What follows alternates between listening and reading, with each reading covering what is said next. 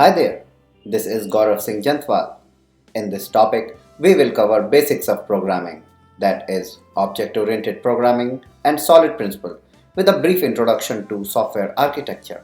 The main concern of a developer is to maintain any software application, and if code is not implemented in a flexible architecture, the application may fail to adopt modification at stages later. Object-oriented programming tries to visualize a piece of code as a real-world object, and together with solid principle, it creates a modular, decoupled, and reusable software application which can accommodate change at any software development lifecycle phase.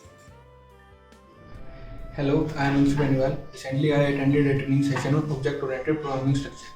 Commonly, we called it as OOPS. I learned a lot from this training session as I came to know how OOPS concept is used or implemented on various projects. Things got very clear after this session. No matter on which technology you are working on, you have to be very clear with these OOPS concepts. The best part of this training session is practical implementation is shown by trainer. Hi, my name is Shahi Khan. A short time ago, I attended a session on object-oriented programming concepts.